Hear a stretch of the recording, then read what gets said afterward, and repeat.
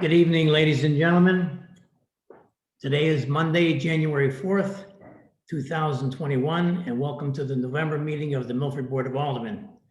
This meeting is being conducted remotely, and as we begin, I wanted to take the opportunity to highlight a few guidelines to ensure business runs efficiently and that all statutory and administrative rules are followed.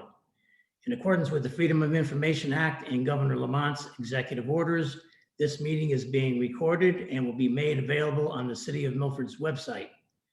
If a member of the board would like to speak, please utilize the raise your hand feature via Zoom. Please do not speak over one another, and when you are not speaking, please keep your phones and computers on mute. After being recognized to speak, please state your name prior to making a statement. With that, will everyone please stand up wherever you are? And please join me as we salute our flag.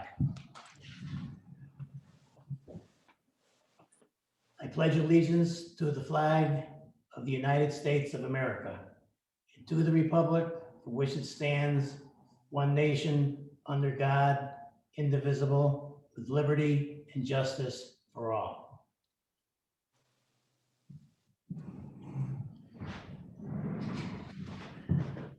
Madam Secretary, will you please take the roll? Alderman Beatty, Present. Alderman Gaynor, Here.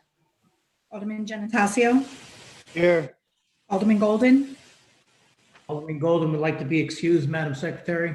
Thank you. Alderman Hardiman, Here. Alderman Harla, Here. Alderman Marlowe, Here. Alderman Parente, Here. Alderman Frank Smith, Here. Alderman Winthrop Smith, Here. Alderman Sutton, Here. Alderman Tranquilli, Here. Alderman Vitro, Here. Alderman Vitale, Here. Alderman Willis. Here. 14 present. 14 present. Thank you, Madam Secretary. We do have a quorum. The next portion of the meeting is devoted to public comment. Please use the raise your hand feature via Zoom or state your name if you're using the conference line. Statements are limited to the legislative function of the Board of Aldermen. The time limit granted to each speaker shall be 3 minutes. Residents, taxpayers, and electors may address the board at this time or provide comment through email. The board encourages speakers not to express derogatory, insensitive, or offensive statements or to engage in personal attacks against individuals. In order to allow everyone an opportunity to speak, I'd ask that everyone please limit their comments to 3 minutes. Alderman Sutton, agenda item number 3, consideration of minutes for the regular meeting. Mr. Chairman, I move that the board approves the minutes of the regular meeting of the Board of Aldermen held on November 9, 2020. Second. Motion has been made and seconded. Is there any discussion? Hearing none, roll call. Madam Secretary, please. Alderman Beatty, Approve, yay. Alderman Gaynor, Yes. Alderman Genatasio, Yes. Alderman Hardiman, Yes. Alderman Harla, Yes. Alderman Marlowe, Yes. Alderman Parente, Yes. Alderman Frank Smith, Yes. Alderman Winthrop Smith, Yes. Alderman Tranquilli, Yes. Alderman Vitro, Yes. Alderman Vitale, Yes. Alderman Willis. I'm a yes as well. I was just gonna say, I thought I forgot you. I'm sorry. So 14, all in favor. Thank you, Madam Secretary. Motion is voted unanimously. Item number 4, there are no special meeting minutes to consider. And item number 5, Chairman's report. I just like to, again, wish everyone a very happy and healthy new year. And I hope this board does another great job in continuing the works of the city, make everybody proud of us. With that, Alderman Mayor's report, agenda item number 6. Mr. Mayor. Mr. Chairman, Yes, sir. just a point of clarification. Did we approve the November minutes or did we approve the December minutes? I think you said November. The, The agenda.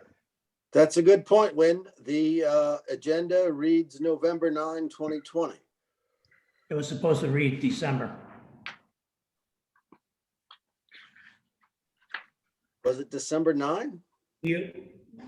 We already approved the November's minutes in December. So this here, we just considered our December minutes. I think it would be December 7th. Mr. Chairman, I'd like to move to approve the minutes of the regular meeting of the Board of Aldermen held on December 7, 2020. Second. The motion was made and seconded. Roll call vote, Madam Secretary. Alderman Beatty, Clarification, December 7th is the date, right? That's what was said, correct? Approve, yes. Alderman Gaynor, Yes. Alderman Gennatasio, Yes. Alderman Hardiman, Yes. Alderman Harla, Yes. Alderman Marlowe, Yes. Alderman Prente. Alderman Prente, Yes. Alderman Frank Smith, Yes. Alderman Winthrop Smith, Yes. Alderman Sutton, Yes. Alderman Tranquilli, Yes. Alderman Vitro, Yes. Alderman Vitale, Yes. Alderman Willis. Yes. All in favor. Secretary, motion was made unanimously. Agenda item number 6, Mr. Mayor, Mayor's report. Thank you, Mr. Chairman. Members of the board, good evening. I hope everyone had a terrific New Year's and hope everyone had a very good holiday season. I know that everybody is looking forward to a very healthy and a very happy 2021. Our health department right now is firing on all cylinders, as you might expect, making sure that we get those vaccines out as the State Department of Public Health allocates the different people for those vaccines so that we can get back to our normal lives and back to our normal Board of Aldermen meetings. But I do respectfully request your consideration and action on those items listed in the agenda, items 8A through 8D. Included in those items are the January appointments for the various boards and commissions. In Milford, we have approximately 50 boards, commissions, and committees. I do want to thank, like I do every year, all the people that have stepped up to volunteer for our boards and commissions. Milford is a town that is known for good, stable, prudent government. And the reason why we have good, stable, prudent government is because we have great board and commission members, people that are willing to give of their time, their energy, their expertise, and their willingness to serve really does make Milford a better place. So congratulations to all those newly appointed and reappointed members of our boards and commissions. And on behalf of the city of Milford, thank you for all that you do. And with that, Mr. Chairman, I do want to read the names of those people that are exclusively mayoral appointments.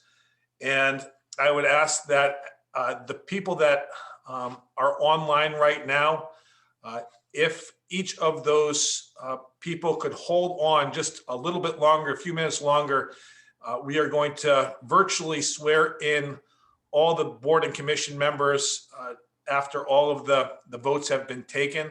So if those folks could wait a few more minutes, we're going to reorder the agenda after 8A, move 8D up so that everybody gets sworn in at the same time. But with that, I will read the list of mayoral appointments, starting with the Council on Aging.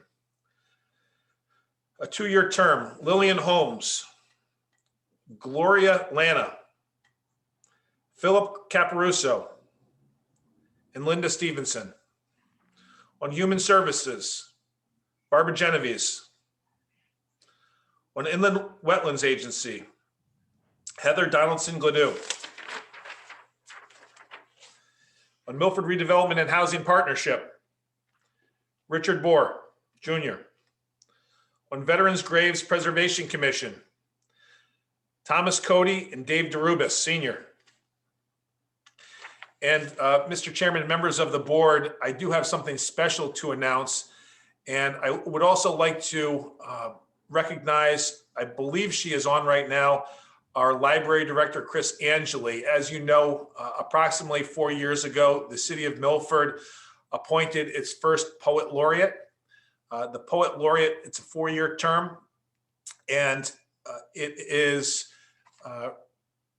designed so that we promote the literary arts and promote the city of Milford in all of its literary glory. And so a group of people headed by Chris Angeli and Paige Milio from the MAC met and went through the applicants for Poet Laureate. And at this point, if I could turn it over to Chris Angeli. Chris, are you online? Yes, yes.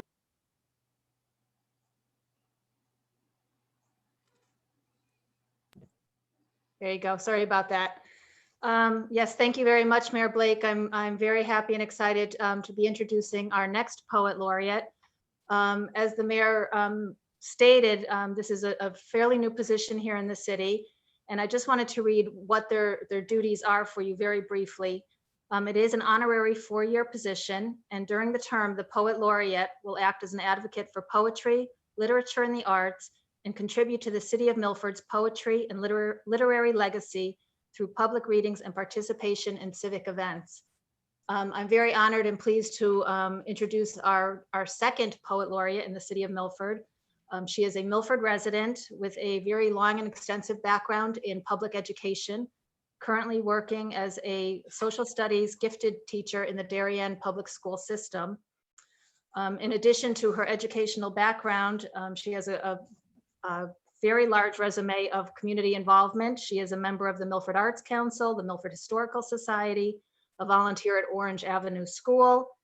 And as far as her literary accomplishments, she is a featured poet on Poetry As It Ought to Be, which is an online web magazine, and she has been twice nominated for the Pushcart Prize in Poetry.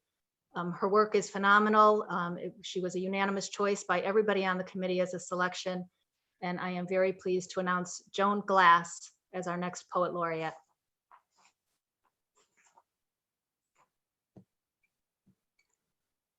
Thank you, Chris. And I think that Joan is online.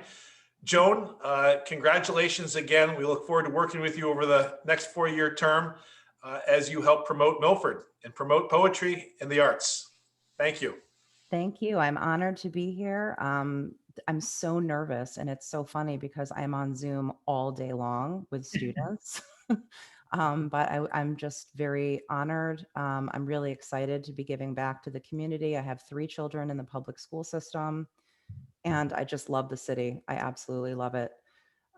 So thank you, Christine, also for your warm welcome.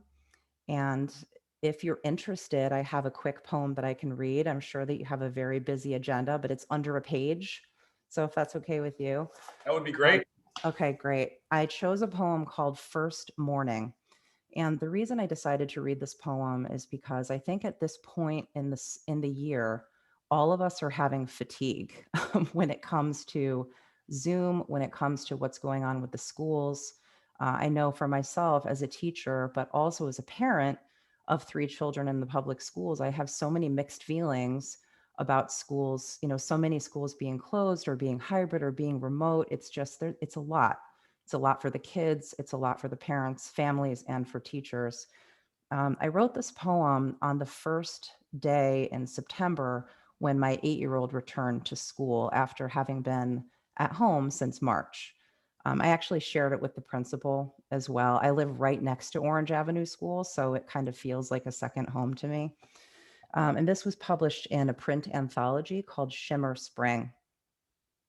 First morning. The first school bus heaves itself around the corner, an immense groaning canary pitching its hips burdened forward, then flies. We are the first people, and today is the first morning, breathing in and out, trying to read each other's eyes as there is no language yet.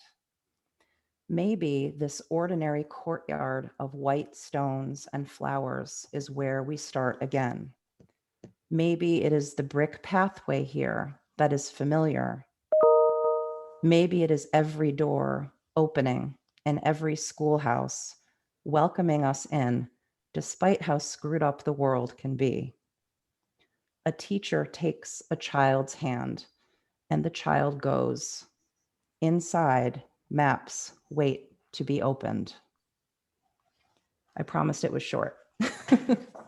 But I chose something hopeful, and I think that really reflects just kind of the mood of the moment, you know, that we're all kind of waiting to see how things are going to turn out. We want everyone to be safe, but we also want things to go back to normal, you know, or a new normal, whatever that means. We want to be able to see each other and kind of embrace each other again. So thank you for listening and taking a moment for poetry in your busy night of politics. I greatly appreciate it, and I really look forward to serving the community. Congratulations again, Joan. Thank you. Welcome.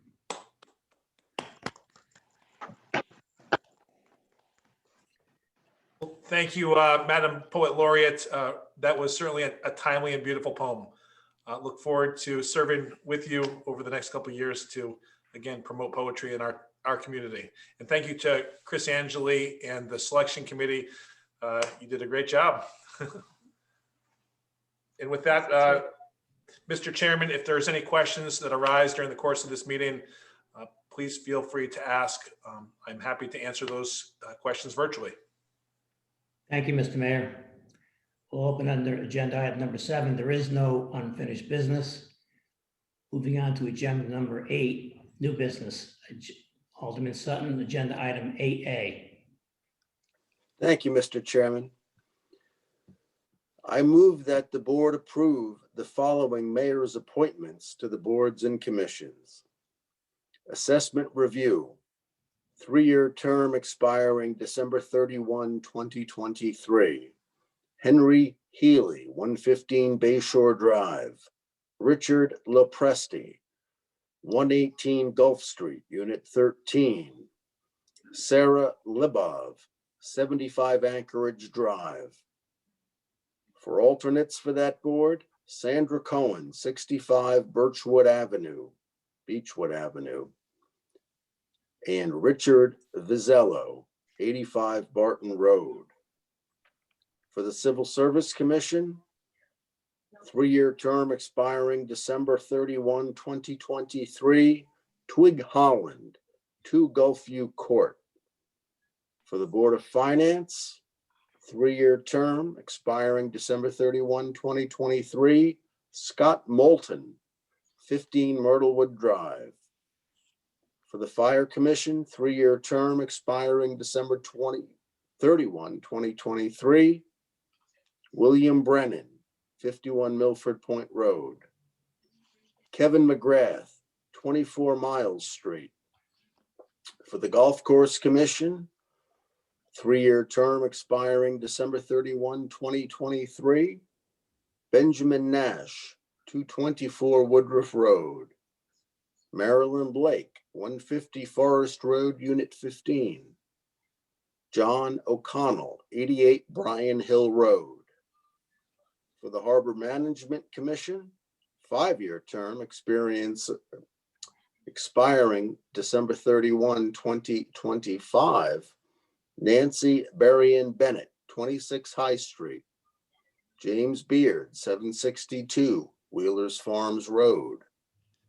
Alternate to that commission, 2-year term expiring December 31, 2022, Dora Kubek, 33 Liberty Street. Raymond Kermeyer, 26 Morris Lane. For the Board of Health, Holly Mulrinen, 204 3rd Avenue. For the Historic Preservation Commission, 5-year term expiring December 31, 2025, Carter Coulter, 258 Gulf Street. An alternate to that commission, Timberly Muller, 4 Reed Street. For the Housing Board of Appeals, 5-year term expiring December 31, 2025. Todd Casey, 60 Carmen Road, North. For the Library Board, a 3-year term expiring December 31, 2023. Linda Creedon, 3 Fax Mill Lane. Linda Wanoski, 28 Ashburn Lane. Alice Oliver, 404 Gulf Street. For the Park Beach and Recreation Commission, a 3-year term expiring December 31, 2023. Bill Bevan, 23 Merlin Circle.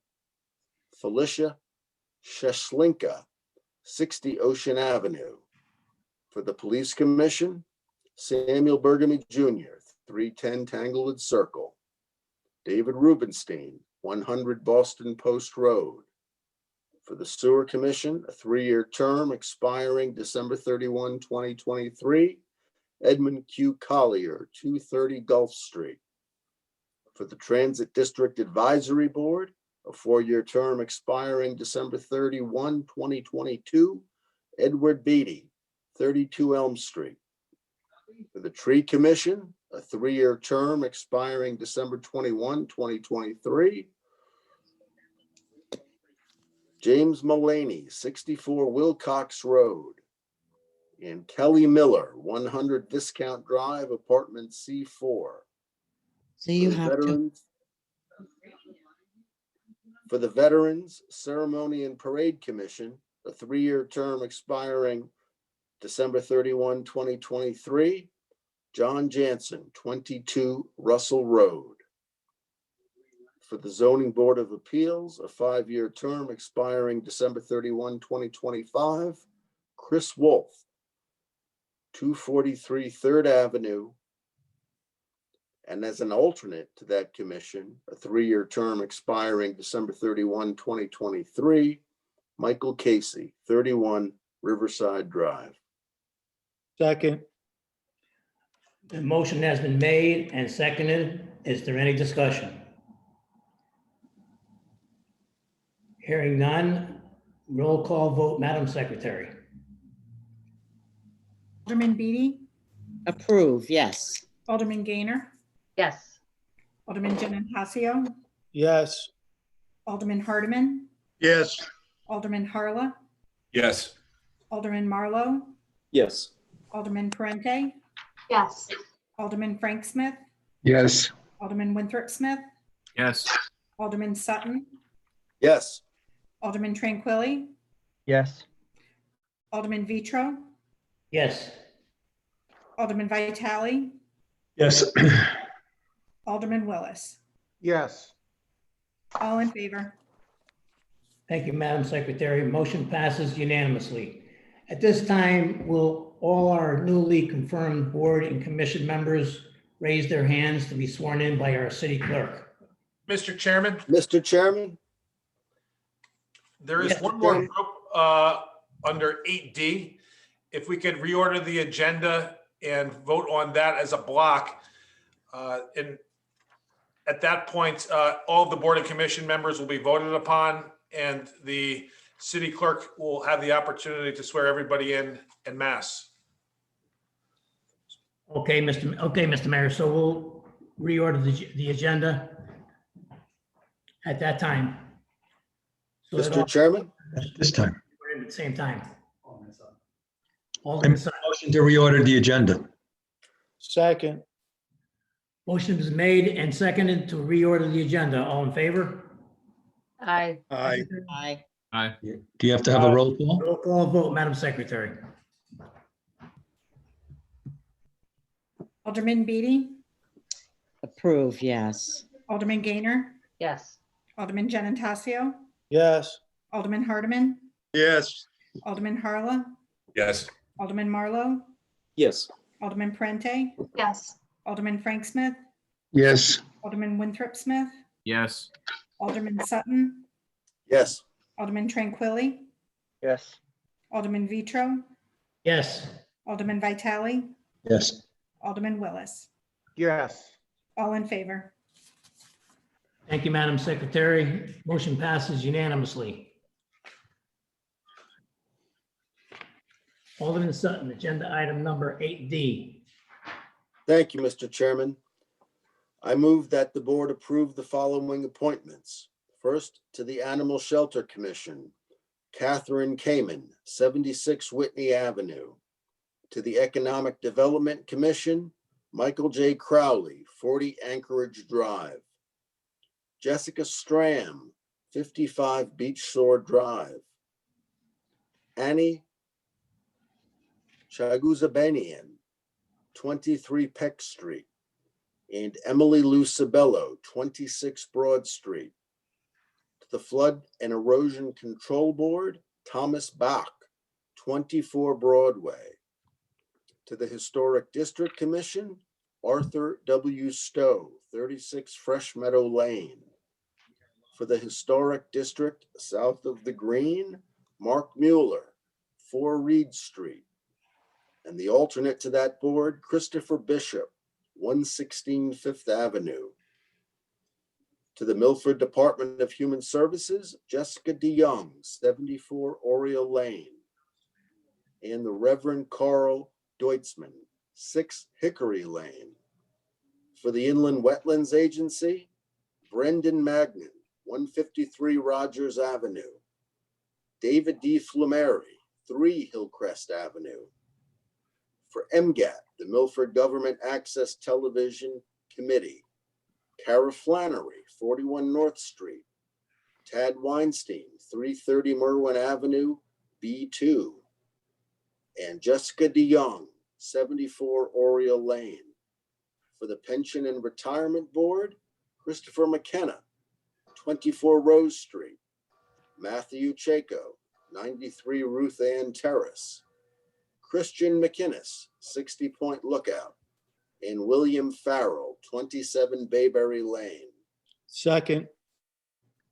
Motion has been made and seconded. Is there any discussion? Mr. Chair, I believe there should be a correction under the Flood and Erosion Board. I think Alderman Sutton said 24 Broadway. It should be 214 Broadway. I think that is what happened.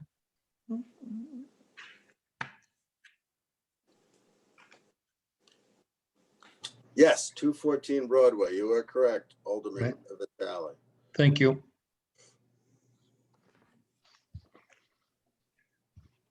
Is there any other discussion on the motion?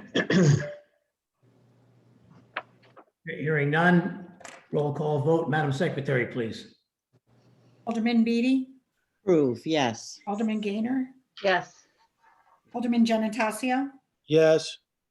Alderman Hardiman, Yes. Alderman Harla, Yes. Alderman Marlowe, Yes. Alderman Prente, Yes. Alderman Frank Smith, Yes. Alderman Winthrop Smith, Yes. Alderman Sutton, Yes. Alderman Tranquilli, Yes. Alderman Vitro, Yes. Alderman Vitale, Yes. Alderman Willis. Yes. All in favor. Thank you, Madam Secretary. Motion passes unanimously. At this time, will our newly confirmed board and commission members raise their hands? Be sworn in by our city clerk. Good evening, everyone. Can you hear me?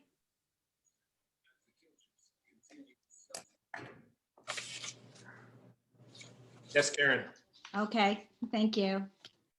So I'm about to swear you in, but I'm going to ask all the new members of the boards and commissions to please call my office this week to confirm that you have received the oath. There's a number of participants who just appear as a cell number or first name. So I'm not sure exactly if I have a full list of everyone who's being sworn in tonight. So I'm going to ask that you call my office, City Clerk, 203-783-3210 this week, just to give me a confirmation. So with that, please raise your right hand. Do you solemnly swear or sincerely affirm, as the case may be, that you will faithfully execute and discharge your duties and responsibilities according to law as a member of your respective board of commission to the best of your ability, so help you God? Okay, congrats.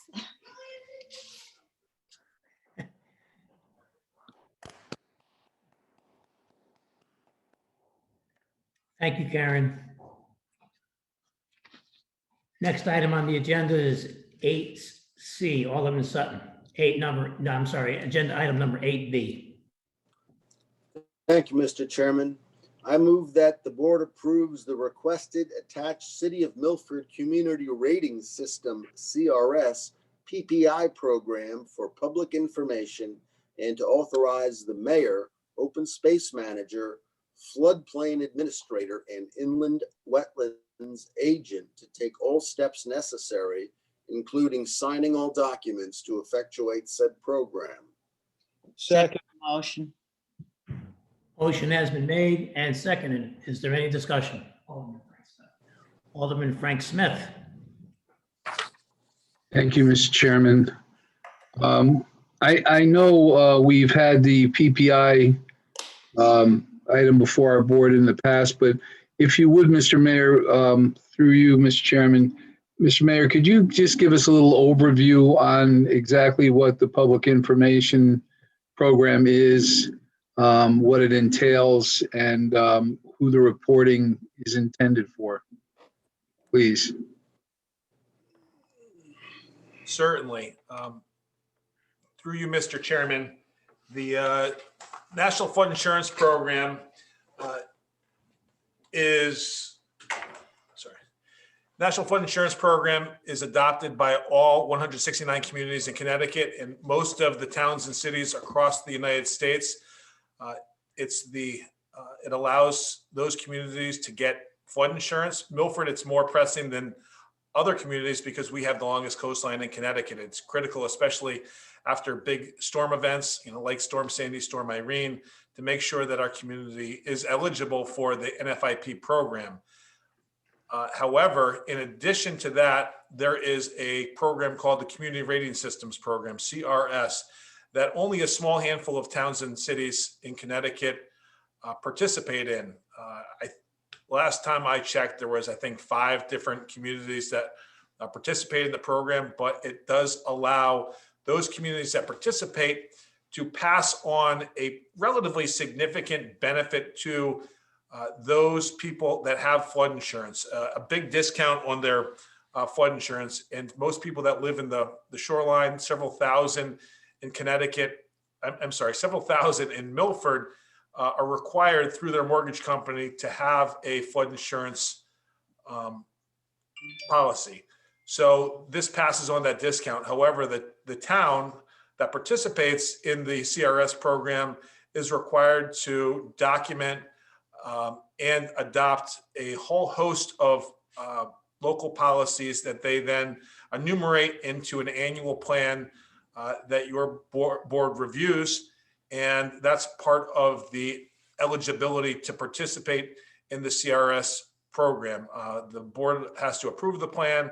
The city has to adopt it. Our local flood and erosion control board is involved, as is our hazard mitigation committee. Our hazard mitigation committee is manned by a host of local City of Milford staff, including our floodplain manager, our open space manager, our inland wetlands officer. I think Mary Rose Palumbo is online. She has been helping to head this effort. If you'd like, she can provide some additional details on the program. There she is. Mary Rose, do you have anything else to add to this? Thank you, Mr. Mayor. No, I think you pretty much covered it. The PPI that's before you this evening is part of the community rating system program. And it's a plan to inform the public of different things that they can do to outline and do outreach for causes, prevention, safety, and flood insurance. It's to inform people about flooding hazards and risks, things that they can do to make themselves and their property safe, and the value of having flood insurance. So we prepare, the Hazard Mitigation Committee and the CRS subcommittee work together to create this, bring it to the Flood and Erosion Control Board, and then to present it to you. We'll then submit it to FEMA through the CRS program on February 1st. Mr. Chairman, if I could follow up with Ms. Palumbo. Hey, Mary Rose, how does the annual evaluation report differ from, let's say, last year or from one year to another? Can you give us a specific example of what may have changed, or is it all pretty much the same from year to year? I know we hear this a lot, but due to COVID, it's very similar this year. The report, the annual report this year, it's based mostly on outreach, and it was difficult to do outreach in public meetings this year when we couldn't meet with the public. There were some small things that happened. There's some documents that went out as outreach, but to have a big public meeting in City Hall where we could help inform the public wasn't really something we were able to do this year. So how we noted that in number 1 in on their page 2 of their form. And then in our table that tells the different ways we're going to outreach to the public, we took things that we had hoped to do this year and we pushed them back to next year. Something that was going to be done in summer 21 or 20 is now going to hopefully be done by summer 21. If one, for instance, is a repetitive loss property, do those differ greatly from year to year? Not this year with the circumstances notwithstanding. For example, I mean, it says here there are 502 repetitive loss properties within the city of Milford. Has this report in the past reported higher or lower numbers in that, as an example?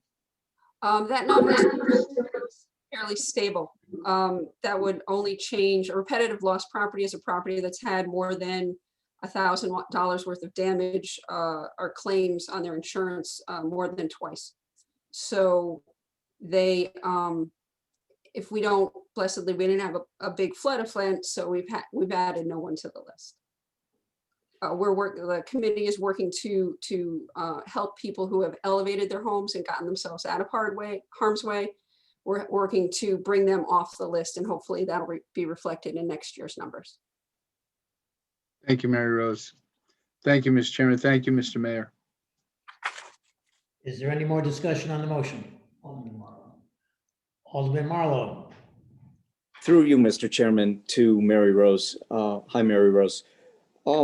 Question for you. I guess you answered pretty much one of the questions, was how the information really got forwarded to the residents. But as far as the projects that I was looking through, how are those projects determined, and are they prioritized in a certain way? The spreadsheet that you see or you received is actually something that comes out of the city's hazard mitigation plan.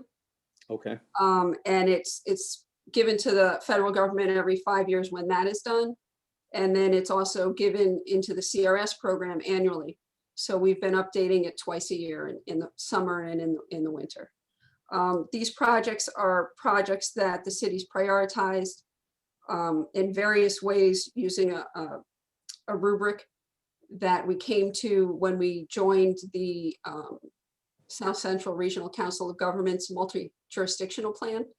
The mayor's had us join that a few years ago. It's a cost savings. The 14 towns of the region work together on a hazard mitigation plan rather than each town trying to work towards it individually.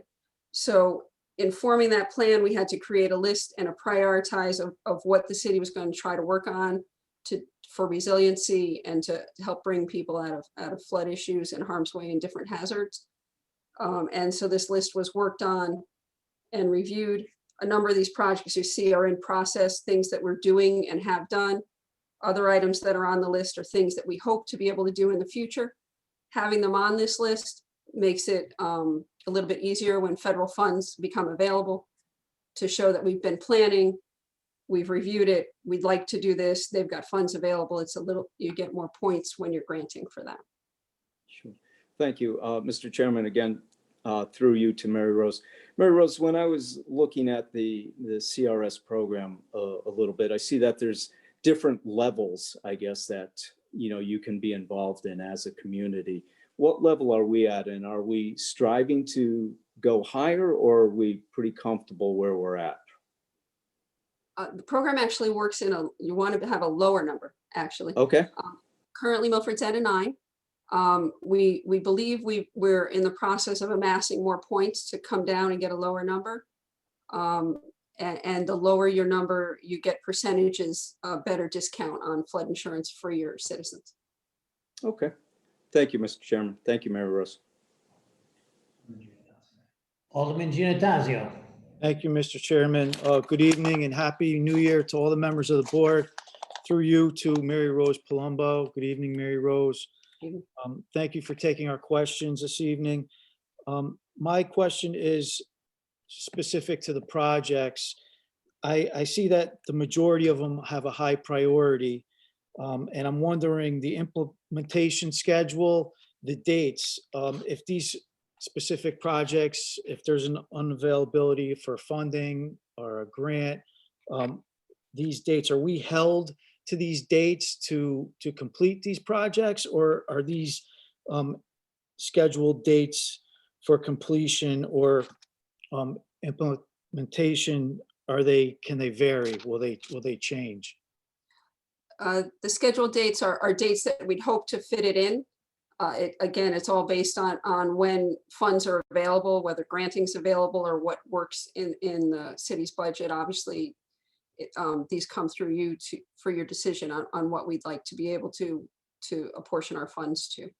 So we're not held to these dates. We can alter them. Okay, we're not going to be penalized in any way by not meeting a specific date? No. Okay. Since Storm Sandy hit, has the flood zone or flood area increased in the city overall? Has it been expanded? No, the FEMA updated the city of Milford maps in 2012, right between Sandy and Irene. And then there was extra funds when they did a local watershed, and they added some flood zones along the Weppawag River. There was kind of a net in that process. There was about 70 properties that fell in, but there was about 70 that fell out. So they upgraded up along that water course. So this is a great plan. I really appreciate all the time and effort that goes into this. And I think it speaks volumes to, what we're doing and how we're spending our money in order to mitigate a lot of these issues potentially happening again by dredging and being proactive. So I thank you for your service to the city, and look forward to completing some of these projects in the near future. Thank you. Thank you. Is there any more discussion on the motion? Hearing none. Thank you, Mary Rose, for answering all our questions for us and being with us this evening, making it a lot more informative. Mr. Chairman, Yes, Alderman Sutton. I just, before we vote after the discussion, I'd just like to reiterate the question that we're voting on, just so everybody is square, if that comports. Absolutely. Thank you. Again, the motion on the floor is the Board of Aldermen approval for the attached Milford Community Rating System CRS PPI program for public information, and to authorize the mayor, open space manager, floodplain administrator, and inland wetlands agent to take all steps necessary, including signing all documents to effectuate said program. Thank you, Alderman Sutton. So there's no more discussion. Alderman, Madam Secretary, roll call vote, please. Alderman Beatty, The point of information, I don't know if we had a second on that motion? We We had did. it. He had it. He just repeated the motion. Okay, thank you. Approve, yes. Alderman Gaynor, Yes. Alderman Genatasio, Yes. Alderman Hardiman, Yes. Alderman Harla, Yes. Alderman Marlowe, Yes. Alderman Prente, Yes. Alderman Frank Smith, Yes. Alderman Winthrop Smith, Yes. Alderman Sutton, Yes. Alderman Tranquilli, Yes. Alderman Vitro, Yes. Alderman Vitale, Yes. Alderman Willis. Yes. All in favor. Thank you, Madam Secretary. Motion passes unanimously. Agenda item number 8C, Alderman Sutton. Thank you, Mr. Chairman. I move that the board approves the requested attached golf course operation and management agreement, and to authorize the mayor, city attorney, and golf commission chairman to take all steps necessary, including signing all documents to effectuate said agreement. Second. Second. Motion has been made and seconded. Is there any discussion?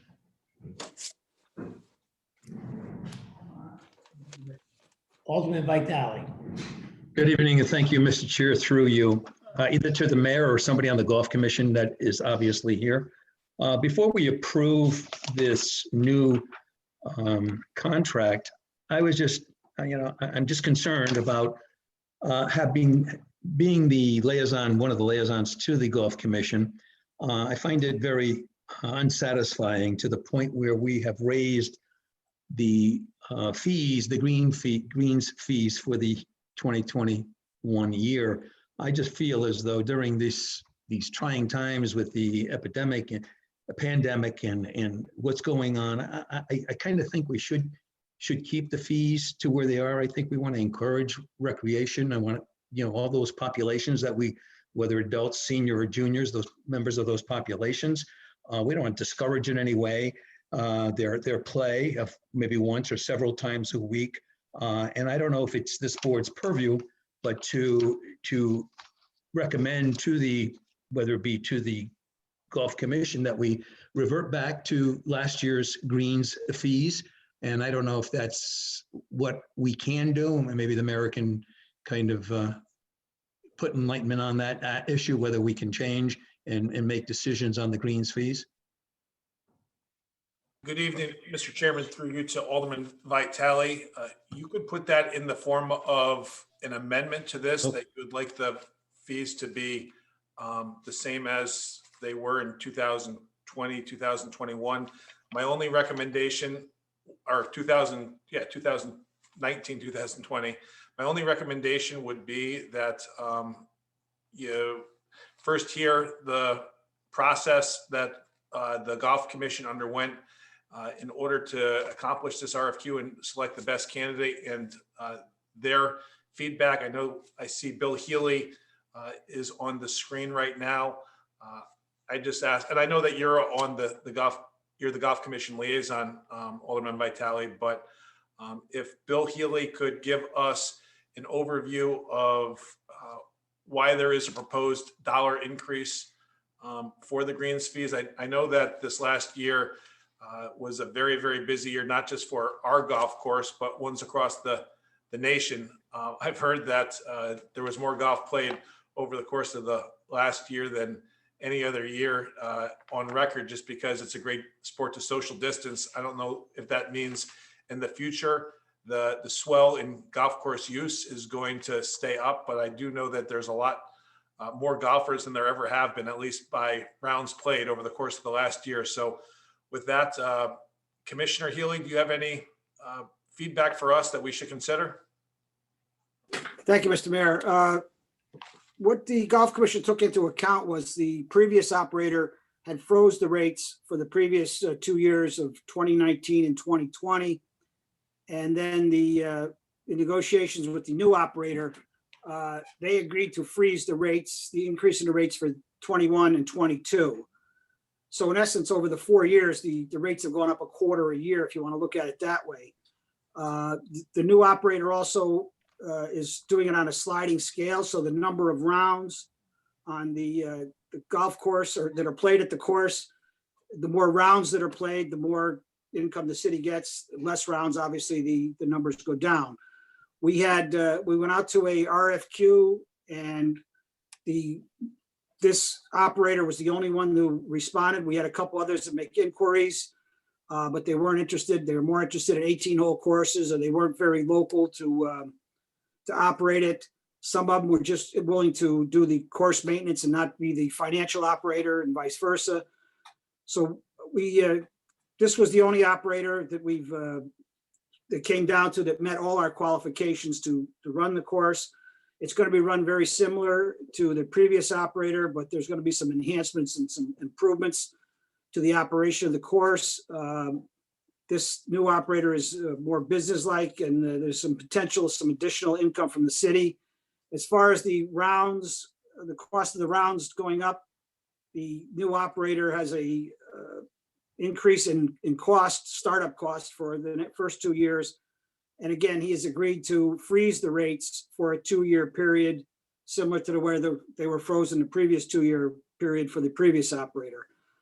As far as we felt it was a fair and equitable arrangement for the city and for the golf course commission to generate funds to keep maintaining the cost of operating the course due to the raise in the minimum wage for the employees of the course has an impact on the course, which again, in the fall, that is going to go up again, another $1. It went up last year as $1 per hour. It's going to go up again this year as $1 per hour. So the employees working the course, and as far as on the counter and everything else, wages and have all gone up. So we felt that the increase in the golf course fees spread over a 4-year period was not that big of an impact to the public. So I don't know if that answers your questions. Just as a follow-up, I know there's the increase has been extremely minimal, but the fact remains, as I play that course and as I see that population playing that course, with all, with everything happening and all these people suffering or having hard times, and we really want to see people recreate and get out there. And golf would be is probably the only sport that you can safely distance yourself, because once you hit the ball, you don't know where you're going and what direction you're going to be going for the next 2 or 3 hits. Maybe it should have never been closed in the beginning, but I think we suffered with that because we had nothing to do in those beginning months that COVID hit us, and we could have been recreating. And I just see things, common sense, that why go through all this and keep rates, increase something else, put another burden on our taxpayers and whomever. But I would just like to see the greens fees for this calendar year be held to the last, to the same as the last year. And I'd like to make a motion to amend that area that we talk about with the greens fees to keep with no increase in the greens fees from the previous year. So I'd like to make that in form of a motion as an amendment to the main motion. Second. We have a motion to amend the motion and a second. Is there any discussion? Alderman Marlowe. Alderman Marlowe, you have your hand up? I did. Alderman Beatty. Yeah. Thank you, Mr. Chair, through you to everybody. I was initially in favor. I didn't know that we could even question the fees, quite frankly. So when Alderman Vitale brought it up, I thank him for bringing it to our attention. But the explanation given by Bill Healy satisfied me. And I think it sounds like it's contingent, the fee, a little bit of an increase in order to get the successful bid acceptance. So I changed my opinion and just wanted to clarify that. Alderman Willis. Yes, thank you, Mr. Chairman. Through you to Mr. Healy, what are the greens fees right now? What is the price now for a round of golf? It's on page 7 of the contract. Yeah, the greens fees from the previous operation, if you have the contract in front of you, all the fees across the board for resident and non-resident increased $1. So, for example, senior rate last year was $10. It's going to $11. I think it's 11 and a quarter for resident rate is going to 12 and a quarter. Across the board, all fees, resident and non-resident, went up $1. So we're sharing the cost across the board just from Milford residents and with non-residents. Does that answer the question? Yes, it does, Mr. Healy. It seems like these fees have been $10 for quite a while now. And after hearing your explanation, I do agree with Alderman Beatty that I think this is reasonable. Alderman Vitale. I'm sorry, I already talked. Thank you. Alderman Marlowe. Alderman Marlowe. Through you, Mr. Chairman, to Mr. Healy. Bill, is this indeed, if the greens fees don't go up, is the deal contingent on that? I think it is contingent. He was pretty firm on his financial figures. Also, the greens fees, as I said, are locked in for a 2-year period. If you noticed in the second year of the contract, the fees to the city of Milford increased by approximately 4% to $2,000 on the tiers. So for example, if we're getting $55,000 in 2021 with no greens fee increase, the second year, if we reach our goal, will increase to $57,000. So in essence, the city will gain more from this operator, but the greens fees will remain the same for 2 years. Thank you. Thank you, Mr. Chair. You're welcome. Any more discussion on the motion, on the amendment? Phil? Alderman Giannatasio. Thank you, Mr. Chairman. Through you to Mr. Commissioner Healy. Good evening, Commissioner Healy. My question is the staff with this new contract, this new operator, are they going to continue with the same amount of people on staff? Yes, the new operator has agreed to keep all the staff that was on previously. The manager of the course is going to remain on, and the people that worked the counter and worked on the course are going to remain. The only new people that will be coming on is they're hiring a new superintendent, the person to cut the grass and maintain the grounds, because the previous superintendent left with the former operator. So he's already, I believe he's hired or he's made interviews with a new superintendent. But the previous people that worked at the course on the counter and in the course are all remaining on staff, and the manager is going to remain. Just to follow up through you, Mr. Chairman, Commissioner Healy, you indicated in your submission that the new operator is bringing some, I guess, new business practices to the table that is going to generate more revenue for the city. Can you just expand on that, please? Well, some of the things he's going to bring on that we haven't had before, he's going to have the ability to take credit cards and debit cards, which we've never had the ability to do before. It's always been a cash business. He's going to have the ability to reserve tee times online and make payments online ahead of time. So to speed up to get there, enhancements like that.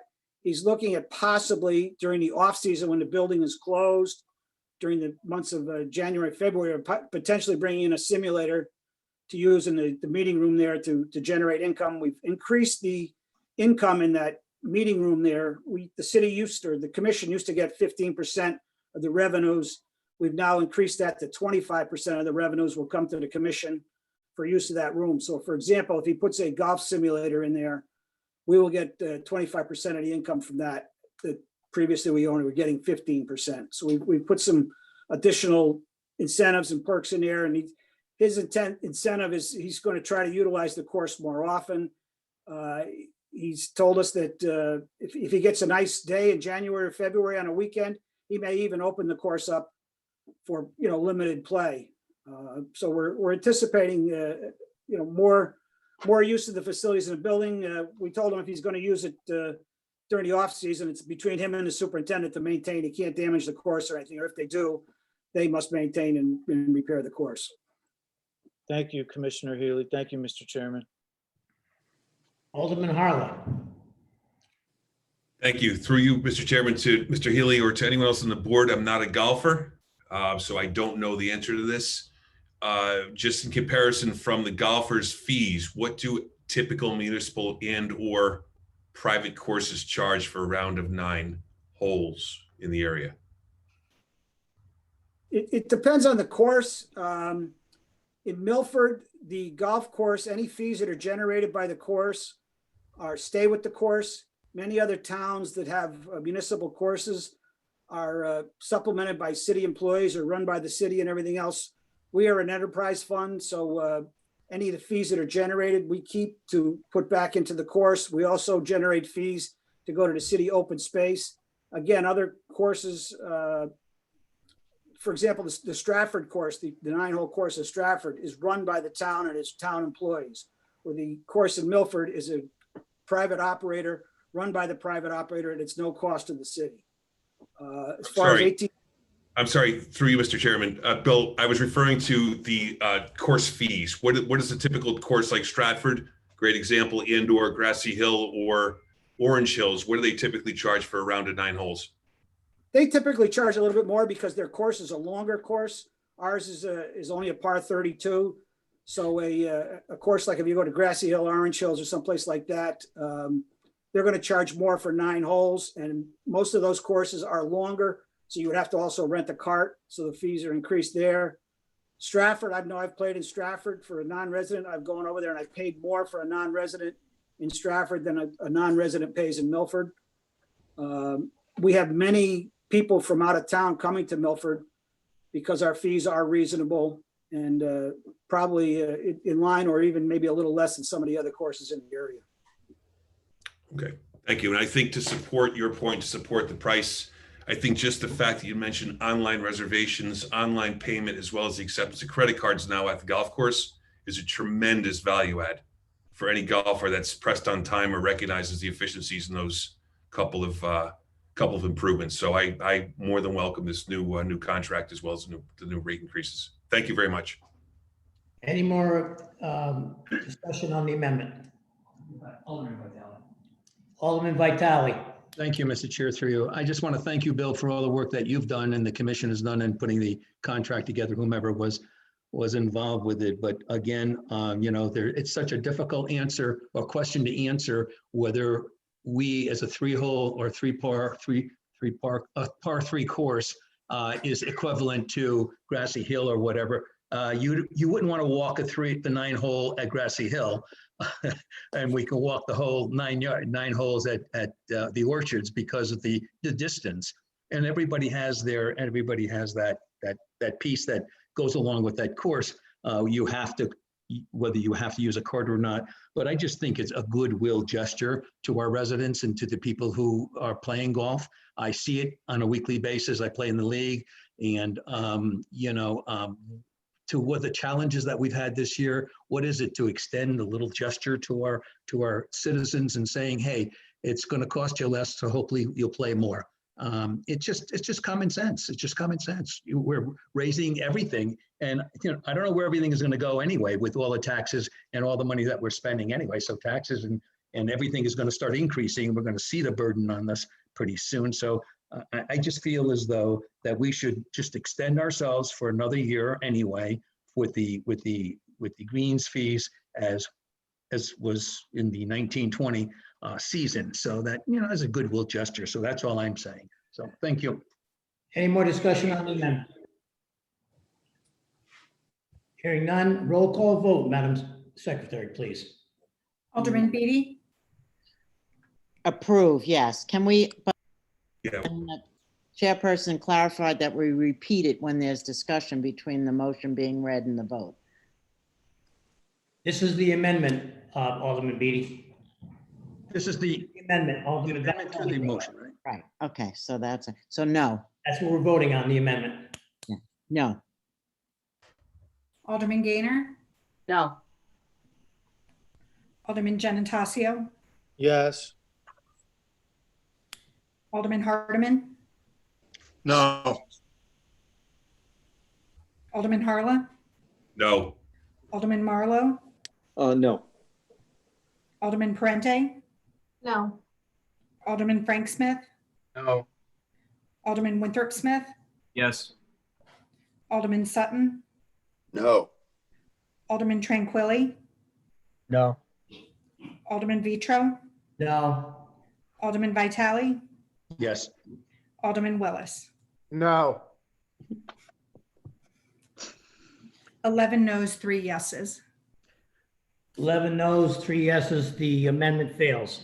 On the original motion, Madam Secretary, roll call vote, please. Alderman Beatty, to approve, yes. Alderman Gaynor, Yes. Alderman Genatasio, Mr. Chairman, I have a point of order. Are we going to have any discussion on the original motion? We had the discussion on the original motion.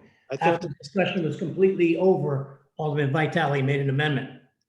We completed all the discussion on the original motion. I thought that the discussion was on the amendment and then it goes back to the original motion.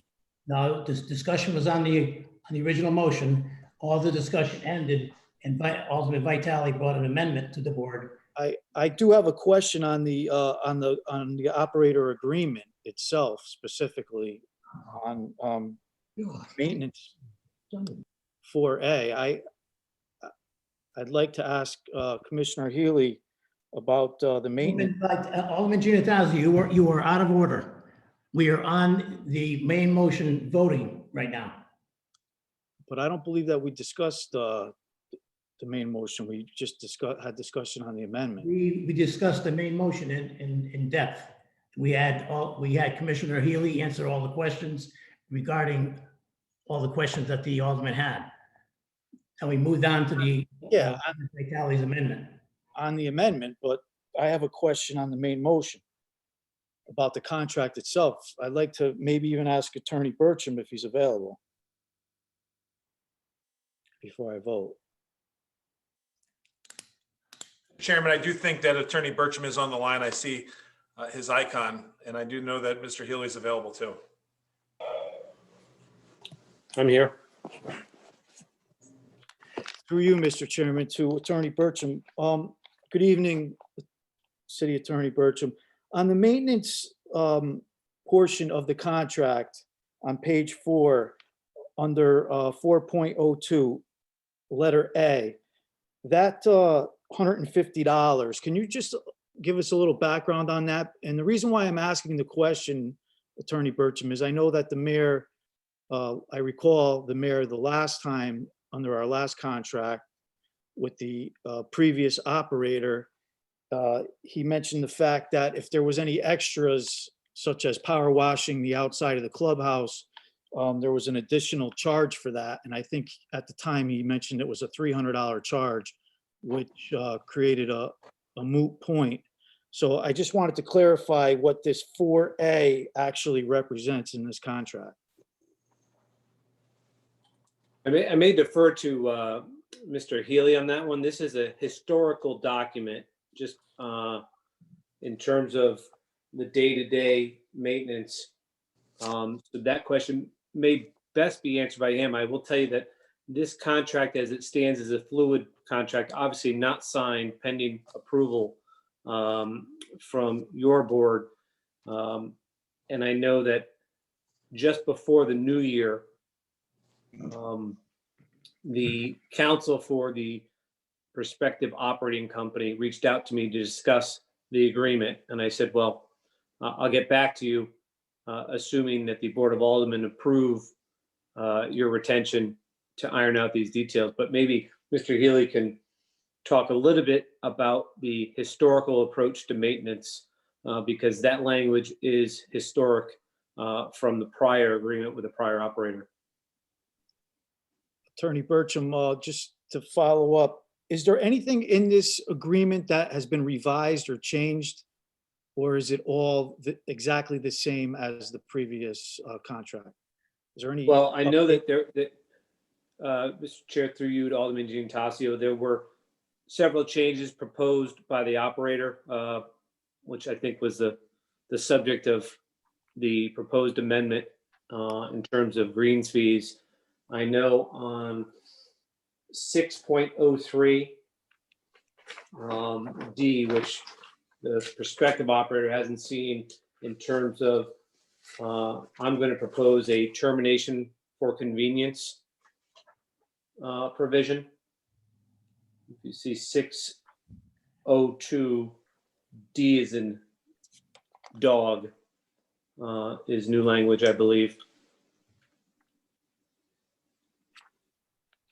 Okay, if Mr. Healy, I don't know if you can maybe elaborate on the maintenance part of it. My question basically is if they're to perform a service over and above this contract, is it going to cost the city any extra money, or is everything pretty much figured into the contract? The $150 item that's been in the contract, it's been in that agreement, previous operators, for a number of years. And what that was put in there is for example, if a faucet breaks in the bathroom, fix it. It's not a case of waiting for somebody to come and fix it, repair it, get it repaired. If a light burns out or something, fix it. And we put the $150 limit into it to, so it's not a big item. I mean, if something major goes wrong, then it has to come back to the commission. But that $150 limit is in there for incidentals. If a window breaks, fix it, up to $150. If somebody throws a rock or something goes through the window, up to $150, they make the repair and it doesn't come back to the commission. So that's what that number of $150 is in there for immediate repairs or things to be taken care of. As far as maintenance on the rest of the building, it's up to the commission. Anything that comes up, the commission is voted on and approved. As far as like previously, the commission has put a new roof on the building, or if we had the building painted, that comes back to the commission because that is overall maintenance of the building. That $150 item in there is for quick repairs. As far as most of the rest of the contract, except for the fees and everything else, it's pretty much the same contract that has been in effect for the past 8 years that we had with the previous operator, with some minor changes every year, or as we find things came up, we would make adjustments. But this is pretty much what the RFQ was that was sent out by the purchasing agent. And this is the pretty much mirrors the existing contract that we had with the previous operator. Thank you. Thank you, Mr. Healy. Thank you, Mr. Chairman. Alderman Beatty. I was going to raise the point, thank you, Mr. Chairperson, that there was a ruling that someone was out of order. Now, maybe that needs to be rethought. Maybe it was not correct, but it was ruled out of order. And I'm trying to imagine a case where I would be ruled out of order and just continue to talk and be allowed to, continue the discussion. But the mayor said the attorney was present, and maybe we got clarification. But I think we need to support the chair when he rules something out of order, even if next time around we revisit it and check with parliamentarian procedure and find out if that ruling was correct or not. I'm thinking that we did have a discussion about the original proposal, and that's why Bill Healy, he clarified some points to me that I didn't know. I was wondering about the RFP and did it go out to contract? And that was all clarified, and there was an opportunity to ask questions. Just for a point of order, I'm waiting for the next time that I just continue to talk out of order and see if my colleagues tolerate it. Thank you. Any further discussion on the original motion? Mr. Chairman, through you. Yes, Mr. Mayor. Mr. Chairman, I do appreciate Alderman Beatty's point. Over the course of the last 10 plus months, we have been doing this virtually. These remote meetings, virtual meetings, there are some growing pains that accompany them. Obviously, when we're all in the same room, it's easier to navigate the process. It's easier to navigate the parliamentary rules. There's a little, and again, in my opinion, there's a little bit of leeway that I know that the chair does provide, because we all have issues, even 10 months in, with our mute buttons or the raising hand feature, or sometimes even logging on. But it's complicated even further by some of the parliamentary rules and the fact that we are not all present in the same room, that we are doing this virtually. My hope is that as the vaccines start to roll out over the next course, hopefully by the budget, but again, I don't know, we will possibly either be in a hybrid system, or we will be back to having our meetings in person. That's the goal. But I do appreciate everybody's patience, and I do want to compliment certainly our chair and certainly all the members of this board, because I think that these meetings have gone way smoother than I could have ever imagined in all of my dreams and nightmares. The fact that the last, I think, 10 meetings that this board has had have been virtual, they have been a lot more efficient and productive and statesmanly than I ever would have thought. So compliments to our chair for running these meetings and compliments to the board for your work, making sure that government continues even in a pandemic. Here, here. I thank you, Mr. Mayor, for your comments. I want to say, I thought that after Alderman Vitale made that amendment, that I had given everyone an opportunity to discuss on the original motion, but I could have been wrong. There's a space between the original motion and, of course, the amendment. That's why I granted Alderman Giannattasio his discussion. But thank you for your comments. I appreciate it. And you're right. This Zoom meetings are a little bit challenging at times, but I appreciate your patience as well. All the Aldermen patience. Any more discussion on the original motion? Seeing none, Madam Secretary, would you please give us a roll call? Alderman Beatty, Approve, yes. Alderman Gaynor, Yes. Alderman Giannattasio, Yes. Alderman Hardiman, Yes. Alderman Harla, Yes. Alderman Marlowe, Yes. Alderman Prente, Yes. Alderman Frank Smith, Yes. Alderman Winthrop Smith, Yes. Alderman Sutton, Yes. Alderman Tranquilli, Yes. Alderman Vitro, Yes. Alderman Vitale, Yes. Alderman Willis. Yes. All in favor. Thank you, Madam Secretary. Motion passes unanimously. Thank you, everyone. Excuse me? Thank you to the board for taking care of that for us. You're very welcome, Commissioner Healy, and thank you for being present to answer all our questions as well. We appreciate that. The next item on the agenda is item number 9. There is no new business. And the agenda item number 10, there are no budget memo transfers. Agenda item 11, moving on to refunds. Alderman Sutton, agenda item 11A. Thank you, Mr. Chairman. I move that the board approves refunds as attached in the amount of $16,664.17. Second. Motion has been made and seconded. Is there any discussion? Hearing none. Madam Secretary, roll call vote, please. Alderman Beatty, Approve, yes. Alderman Gaynor, Yes.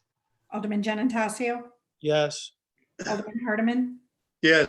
Alderman Harla, Yes. Alderman Marlowe, Yes. Alderman Prente, Yes. Alderman Frank Smith, Yes.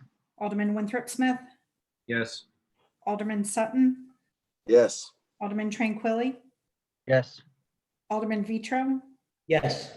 Alderman Vitale, Yes. Alderman Willis. Yes. All in favor.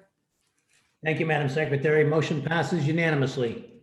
Agenda item number 12, are there any reports of any standing committees? I don't see any. We'll move on to agenda item number 13. Are there any reports from any special committees? I don't see any of those either. Is there a motion to adjourn? So moved, Mr. Chairman. Second. Second. There's a motion on the floor to adjourn, and then second. Roll call vote, Madam Secretary. Alderman Beatty, Yes. Alderman Gaynor, Yes.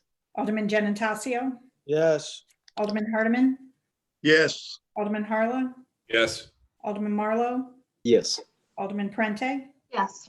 Alderman Frank Smith, Yes. Alderman Winthrop Smith, Yes. Alderman Sutton, Yes. Alderman Tranquilli, Yes. Alderman Vitro, Yes. Alderman Vitale, Yes. Alderman Willis. Yes. All in favor. Thank you, Madam Secretary. Motion passes unanimously. Meeting adjourned. Thank you, everyone. Have a good night. Have a Good good night. night. Good night. Happy New Year. Happy New Year. Happy New Year.